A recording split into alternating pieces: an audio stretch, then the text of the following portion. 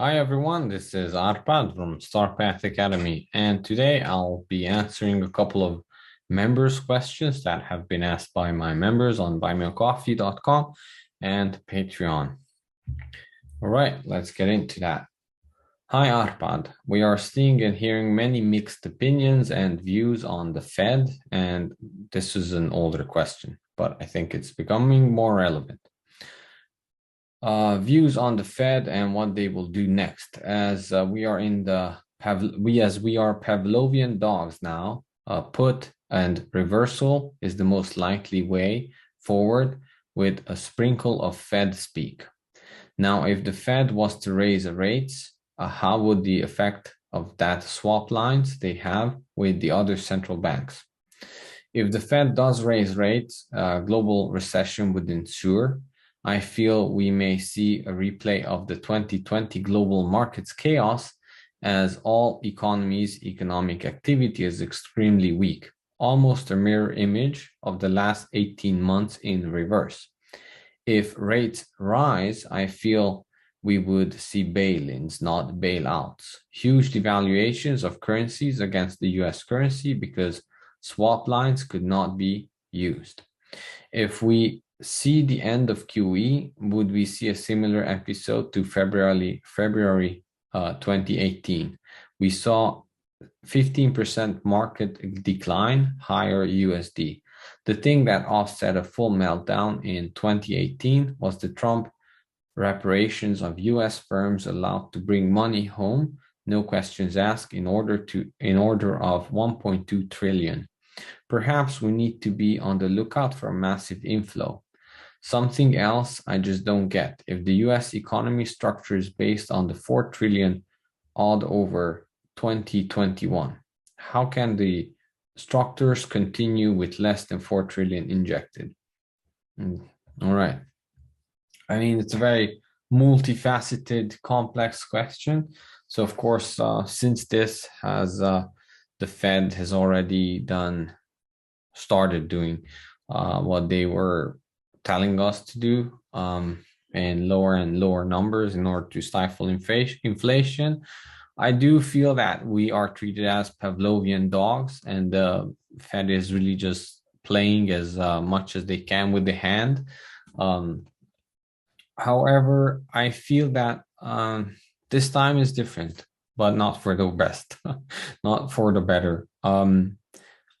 I feel that the inflationary pressure they do really want to stop, because it has been more than people, even the average Joe, could handle. And fortunately or unfortunately for them, the actual finger was pointed in the right direction, and a lot of people were not buying the inflation is good for you, and it's actually caused by this, or it's actually caused by Putin or someone else. So they will need to try to stop inflation, no question about it. I don't think they're that sensitive about the markets this time, to be honest, because that can actually be, well, we're going into speculation now. We're going into speculation, but he did ask about my opinion. So none of this is fact. It's just my opinion of what could happen, right? And we are not giving investment advice or any advice for anyone at all. I believe that I believe that as long as the recession comes with another major global event timing, it actually can be directed away. The attention could be directed away from them, and they could at least follow through with further raising rates, or at least not going back that much. What you have to do is what you have to know is that the true currency is actually attention, attention of the people. That is harder to print than money. So that is what they are trying to manage, attention of the people. And right now, there's a couple of big news that's always on the news, and usually it's something to for every category.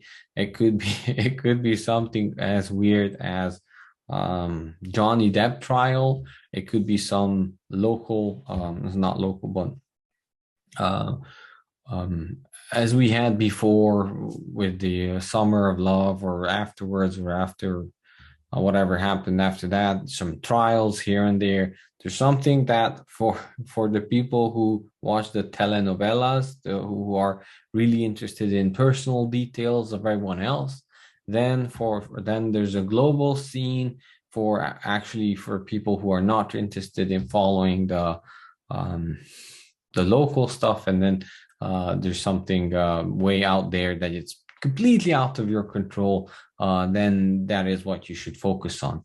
And my guess is that another major event will be coming. It could be popping, it could be most likely somewhere else. And that could be used um,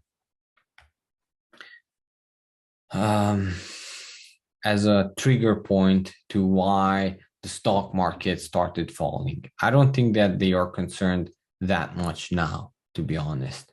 And there's a we usually they don't want to crash the stock market in by the midterms. That would be normal to guess.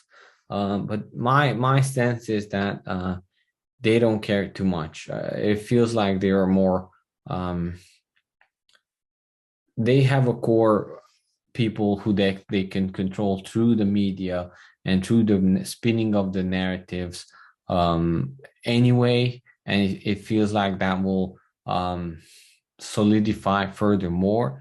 So I don't think they care too much about the stock market anymore. Inflation, they do have to stop at this point. It was getting too bad. I think they're going to have some success. It is the global reserve currency, but I think it actually going to be what's going to happen is that slowly the global, because of global events, slowly the reserve currency status will be eaten away. And when I was pulled in on interviews with, I mean, early on, I was pulled into interviews. Well, when I was sharing my Romanian story about the hyperinflation or high inflation in Romania, the thing was always that, well, I mean, the US dollar is the global reserve currency. Surely you think that this cannot happen to the US dollar. And I said, no, but the currency status can be lost. And don't call me Shirley, right? So, so unfortunately, even Israel is now de-dollarizing a little bit, and they have taken on some Chinese currency, the yuan, into their reserves, using the dollar too much as a weapon seems to be backfiring a little bit because now the global players like India, like China, and some other countries seem to be fine with buying up cheap Russian oil. They don't care too much about what the US had to say. So I believe that a slow de-dollarization is coming, and that will have an inflationary effect. And then what you were saying, that will have a deflationary effect. And the inflow of the currency will be coming most likely as you said, when the Trump reparations of the US firms allowed to bring money home, no questions asked, in tune of 1.2 trillion. I think another flood of cash will be coming home from the countries who do not want to hold the US dollars. These are more like free state countries that are flowing in between states that are controlled by the empire of the U.S. empire. However, I feel that there will be high inflationary pressures on the edges of the actual U.S. empire, and those will be sucking up dollars. So I think inflation and deflation will be going head to head, and more countries failing, more local small country currencies failing, and something might pop, and that could be used as the crisis that started the great collapse of the stock market.